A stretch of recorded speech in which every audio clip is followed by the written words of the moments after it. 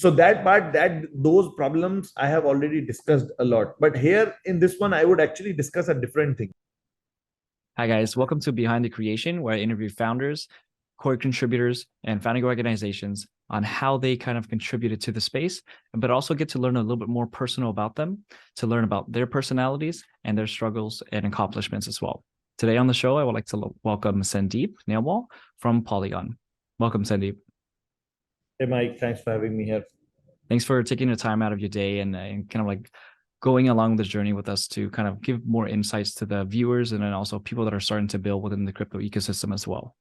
I kind of wanted to like dive into the more personal side of you. So kind of like, what's your kind of like most memorable moments in childhood and kind of how did they shape how you are today?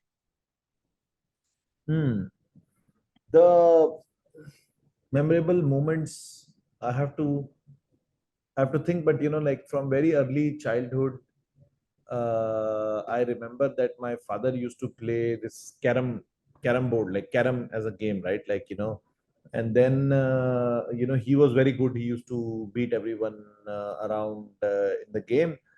And when he used to play with me, he would lose to me, right? And I would think that, oh, I am able to defeat him, then I should be able to defeat everybody else because technically he's defeating everyone else.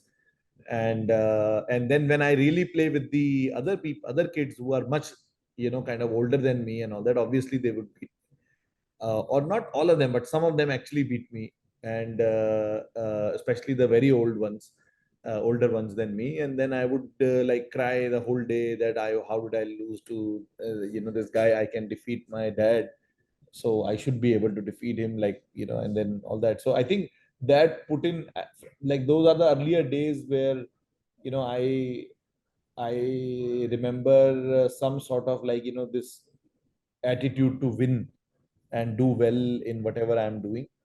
I think that has been one part. And then other parts are like, yeah, obviously when I went to the school, I used to do well in the studies and some sports also and all that. And I used to be this guy that that head boy of the school and all that. So that also shaped few things that I need to be good at many things. But so this is an interesting theory. So basically, I at that point in time, my mind shaped into that, okay, I should be good at many things, right? I should do this, I should do this, I should do this. And then later on in my career, when I started preparing for the engineering, I could not like get into the IITs, which are kind of the MITs of India, and it's very heavy competition over there. So out of 1 million students who apply, I think 5,000 get into IITs, and I was like 7,000 maybe. And and then I could not get there. And then some part of my early career also and all that, like there I was still following this part, like I need to be good at multiple things. And then especially in the computer science side, later on I started realizing that no, this is a bad approach. Like I should be expert in one single thing, and like just try to go as deep as possible in that one single thing. And I remember there was a kind of a tough time in my life where I was not doing that great career wise. Like I was doing well, but it was not like as per my expectations. And I used to really blame myself that I tried to had this like multiple multi-dimensional all-rounder kind of thing. But it doesn't work these days. It's a is the world to become specialized. But then when we started Polygon and all that, and then and then I had to get into this general management role. And just before Polygon also, some of the startups I had done, and one leadership role I had there, this all-roundedness started helping me. And I think for me especially at for the ecosystem and business development, all that at Polygon, this thing helped me a lot because I was doing more of business development and ecosystem building and all that. But while I had a pretty decent understanding of the decentralized networks and blockchains also, so that helped me a lot in doing BD, because people would talk to me, and I would actually be able to engage with their like hardcore technical discussions. And then later on, like I would just say that, guys, I am just the BD and marketing guy. Like I will bring in my tech guys, and they will be like, wait, this guy was not the tech guy. So that kind of help later on. So you can also see some of the things that you acquire, qualities you acquire early on, you might feel in a middle of part of your life or some part of your life that these are not good enough, but maybe some of your skills later on, like, can start becoming useful. But what do you think was kind of like the particular challenges that were coming along when you were kind of like building out Polygon structures and everything that kind of like not a lot of founders actually know about? I think I have been fairly public about it. So I've talked a lot of things about that. But then I would also say that building Polygon, initially it was not that, like, all the problems I have already told, like, that fundraise and, not being from the Silicon Valley and, not having the VC backing and not having a Ivy League background and all that obviously created a lot of problems. And we had to, like, I think you guys also saw it firsthand, like how we had to grind our way through, like not being from the Silicon Valley or the US, or not being from the VCs, or backed by top VCs. You can't go top down in your adoption, right? You have to go bottom up, which, like, a lot of big projects do. They actually go from top down. They will get the top projects and then trickle it down, and try to see, like, if smaller projects, tier 2, tier 3, tier 4 projects already start joining them. We had to go bottom up. But so that part, that those problems I have already discussed a lot. But here in this one, I would actually discuss a different thing, like, because I did not have a experience in building teams and all that, right? So I start, like, we did this whole thing as a startup, and it was a startup-y scrappy thing and all that.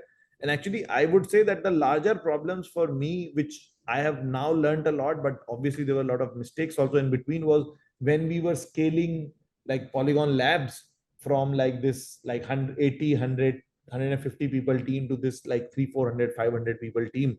So at that time, a lot of things, now I have learned in the background, that, in terms of building the teams, and if two people don't go along and not aligned with the values, no matter how much you try, later on it's going to be very hard for later, and for them to be aligned on, those values and things like that. So some of those things actually, I felt, were I did not have experience in that, and I actually, did not take that good decisions, which only now I have some learnings that, okay, this is how I should have done, this is how I should have done, this is how I should have scaled. Like, at that time we scaled also very crazily. Like, in 6 months we came from 80, 100 people to 600 people and all that. So that kind of creates a lot of ruptures, a lot of culture fabric and all that. How do you, and you should try hard to preserve the culture while growing up and all those things. So a lot of learnings on that front. So I would say And now I consider those as bigger problems than the, like, starter problems. and then also for like kind of like growing up as well, it's like you have a competitive nature because of your dad and kind of like showing you the ropes on the beginning portion. Was there any particular like role models that you had while growing up that you really looked up to? I think, like, till the very late stage, like when I completed my schooling, like higher secondary, I don't know what you say it in US, like, the higher secondary, and before you go to the undergrad, till that time, I still wanted to become like scientist or something. And then, Einstein used to be a big role model, and whatnot. Richard Feynman, and these kind of people, like, you heard about them a lot, and they used to be my heroes at that point. But then I realized that, I'm really there's no chance for me to become a scientist. Like, they are much more superior brains. So yeah. So, but some of the scientists were my more, kind of motivators and my heroes, basically, in those days. Now with those kind of like that science portion, you kind of like push into that one. Now, did that kind of like play a role whenever it came to like the like the family backgrounds and beliefs and everything as well? To kind of say, hey, look, if you're going the scientific route, we're here to support you, or was it was it a supportive environment? No, I think from my side, I think it was very different, because my family just, like, I don't come from that kind of a background where there is, like, support and these things. Like, it's a, mostly people in our, like, in my clan are basically daily wage workers. Like, you work daily and you get paid daily. And that too, like, in US, like, still, if you are flipping burgers in a McDonald's or you are a truck driver, it's still a very I would say if you compare that to a truck driver in India, it's a, truck driver in US, like truck driver in US lives like a, almost like a lower middle class or middle class lifestyle in US, whereas like, many of the truck drivers in India would be living below the poverty line many times, where you don't even have money to have 2 meals a day and things like that. But I was not in that category, like, we don't have 2 meals. But I could clearly see that those 2 meals are not coming very easily, right? Like, I mean, even though they were always there, but they were always a risk that it can go into any direction. So yeah, that, like, and my mother studied till sixth standard in school. So schooling in India at that point in time was not that much. My father studied till 11th standard, so they didn't finish their schooling, right? So this kind of support on being scientist, on becoming a scientist and all that was not there. But I think I was good in studies because of this, like, as I said, that I wanted to do well wherever I was doing. So I had some of these aspirations. By the time you are in 11th or 12th standard, like higher secondary, as you would say, you have already studied books and all that, and you have some sort of frame of mind. So yeah, but the support, that kind of support was not there in my case. So like But like the support was there to do anything I wanted, because I came from that place where I could have become a mobile repair person, or mobile phone repair person, or some small day job workers and worker. But I was already doing well in studies. So I think by a very early stage, my I think I had freedom.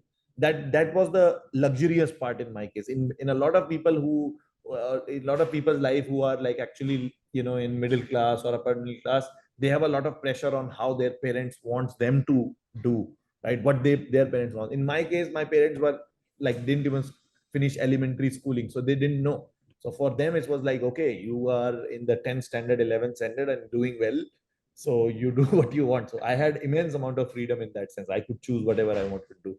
All I wanted to had to ensure was I put food on the table once I start earning. yeah, my mom wanted me to be a lawyer, and I was like, Mom, I'm gonna go work in crypto. It's like, oh, cool. What is that? And then I had to explain to her. But kind of like having that family support, the family support, and kind of like looking back more on the childhood as well. What would you kind of like say to 5-year-old Sandeep and say, hey, look, know this right now so that you can kind of excel later in the future? Like, what advice would you give to your younger self? Yeah, I think I still feel, some part in me feels that I would have told myself to specialize in these few things, and you can actually generalize later on also as you go and take up roles. So I would have recommended my 5-year old, not 5-year old, actually 5-year old is too early. Like at that point you need to try a lot of things. But I think if I meet my maybe What about like 20 18, like 18, 20 18 year ish? old, then I would recommend him to specialize in something. Or when I say specialize, I don't mean to say like be in a very narrow field and become a specialist. I want to say that be really really good in something. Like try to be really good in something. And the other part I would also tell is, and this might be relevant to a lot of founders here, is also that one of the biggest challenges in our life is that everybody is thinking that what do I want to do in life. Like people don't people are not able to find what I want to do in life. And actually it's a $1 million question, like, or multi-million-dollar question for everyone. It's a super hard, like I think the hardest question in the world for everyone to answer, and each one has their own answer and all that. So the hack to that is, since it's so hard, probably don't focus on it that much. But one thing is very easy. The flip side of that is very easy. It's very easy to know what you don't want in life. Like if you ask, like, okay, do you are doing this podcast, you can ask deep down yourself, like, do I really want to do this? And if you don't want to do this, your heart will simply tell you that, no, that's not something, like, that I'm looking forward for the long term and all that. So it's very easy to know what you don't want in life. And if you focus on that, also just focus on that, I don't want this life, cut this off, cut this off, cut this off, cut this off. That will probably bring you more closer to what you want in life. Just by focusing on what you don't want in life, you probably will never narrow down the stuff where you can find out what you really want in life. So I think that's one hack I recommend to many people. I got previous advice because I'm about to be a father in January, like December, late December, January timeframe. They Oh said my that learn to say goodness. no and learn how to say no.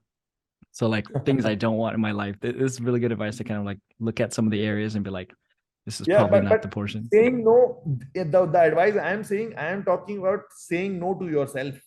You are probably talking about saying no to other people. That's another skill to learn. Even I don't know that. Like some of the biggest problems, or not biggest problems, but this kind of intense busyness in my life is probably because I'm not able to say no to especially friends and people I know, especially the people I used to know in my bad days when I was nothing. Now when they come back to me, I try to do something for them, right? Like I don't want to be the person who forgot whoever were there with him when you were at a very early or a small stage. But like what I'm saying here is that, so that part is very difficult for me to also say no to external people and say it in a this thing. But what I recommended was saying no to yourself when you think like, oh, I want this also, I want this also, I want this also in life, right? So there, say no to yourself, being able to tell yourself that no, this is not what I want, so I'll not waste my time on this. That's These are like slightly two inward and outward questions of saying no. Now with that one, kind of like in the beginning of like Matic days and everything, was that something that you kind of chose? Like, what was the kind of like the early iterations of it, and kind of like how did you kind of frame into to what it is today?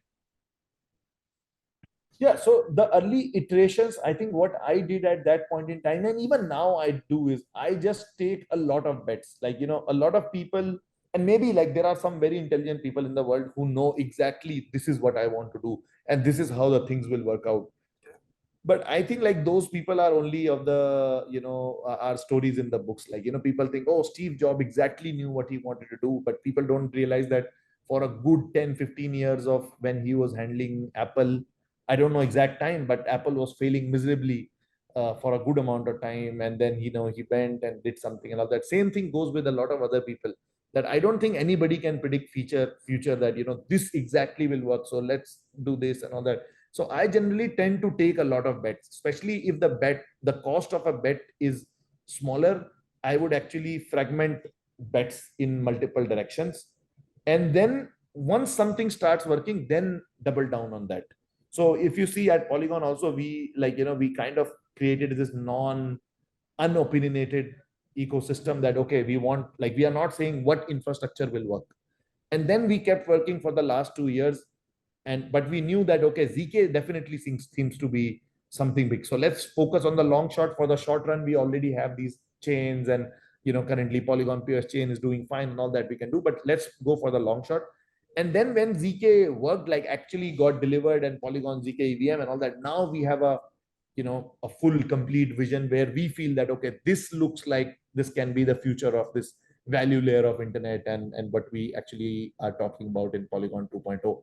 So that's how I played. Like I just like to take a lot of bets, especially when their cost is low, and then see where they go, and then once something starts panning out, then you take bigger bets on them. But that needs a lot of iteration. I don't go for perfectionism on any of the things. Like you go keep doing small things, and just see what is working out, and go big on this. But again, like life is all about balance. Like if you go too much short term on everything, that also doesn't work. So this walking on this thin line is the game of life.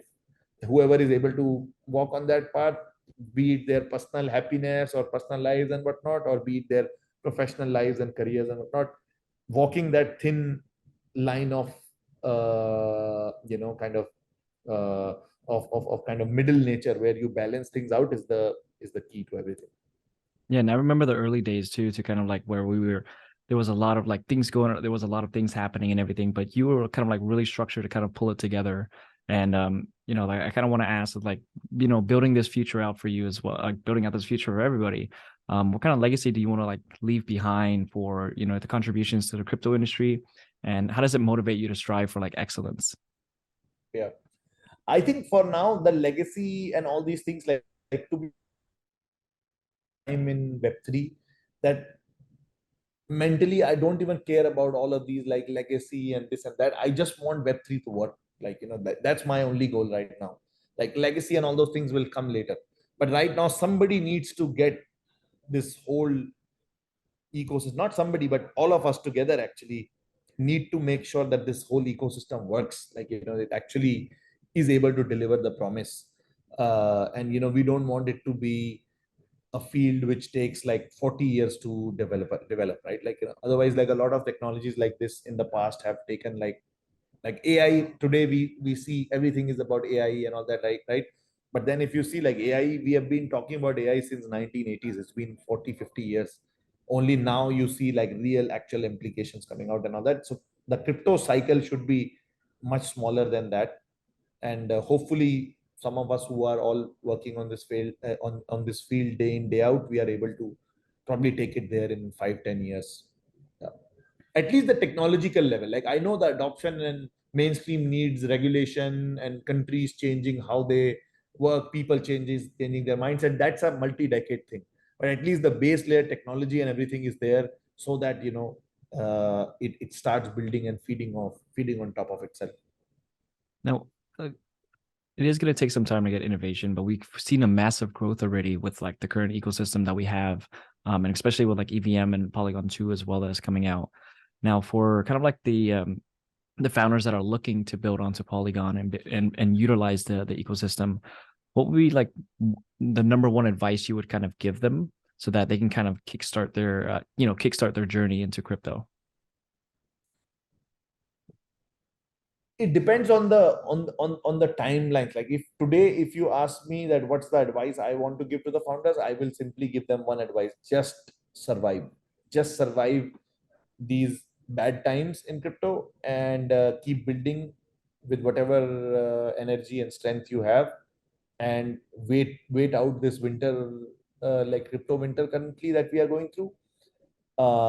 And yeah, like, that's the general, like. And also, I feel that the art of survival is generally, like, not these big entrepreneurship books and all that won't talk about it, but I think that's one of the most critical things, as a startup, that for a long enough time you just have to focus on how to keep surviving, how to stay relevant.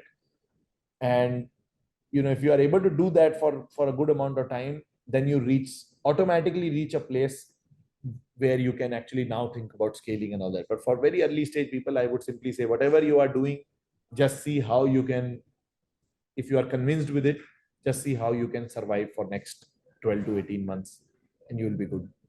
I remember in 2019, like the depths of the bear market, you said that builders are going to build and we're going to continue on pushing, no matter what no matter what the noise is in the industry, because we are going for something that's better than great, bigger than greatness, that can really, really help the industry.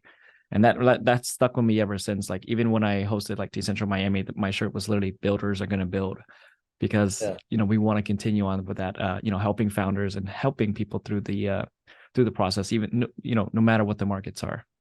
Yeah, And absolutely. yeah. And I know we're running out of time, and I know you're a busy man. I guess just one quick last question on there before we kind of hop off as well. I guess for kind of like the context of like building and scaling teams and everything, like, what would be your number one advice for kind of like scaling teams properly and finding the right people? Yeah, I think, like, the biggest learning for me has been that don't hyperscale. Like, hyperscaling, I have now seen tens of examples. Hyperscaling almost never works.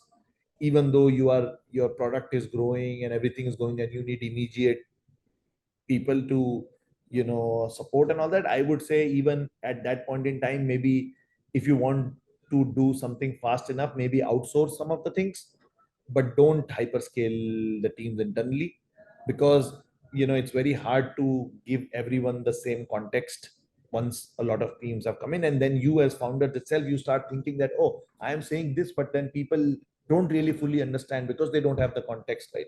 So that, especially on the leadership side, you have to scale it slowly. I don't think that there's a way that exists where you can hyperscale something immediately, especially in terms of people. You have to take your time and go a little bit slowly. Of course, not like you waste years and years for finding people. Second thing is also, like, it's also a hit and try. Like, even if you invest 6 months in finalizing a candidate for a job, then also it's going to take time. So it might be like the counter, or kind of the conflicting advice what I just said.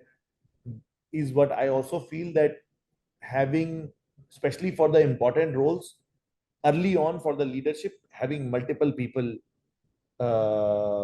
is better than having only one person, because if that person fails in 1 year, you'd spend 6 months and you then wasted 1 year, and that person fails. So you need to have backup options around that, right? So when you are hyperscaling, or you're reaching that stage when you are hyperscaling, then whatever leadership you are bringing in, like, maybe divide the roles more, like, have more fragmentation. So instead of having 3 people, have 6 people, but then, so that you can experiment with more people who are the ones who actually more align with your values and the long-term vision and everything.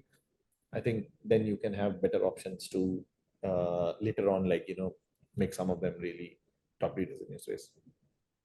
Thank you for providing us insights, and thank you for taking the time out of your busy schedule today too to kind of hop on this and kind of answer these questions for everybody as well. So I want to thank you for your time, and also on top of that as well, thank you for the contributions you made to the crypto ecosystem, and also like the relief funds and everything as well to kind of help humanity push on the next level of Web3.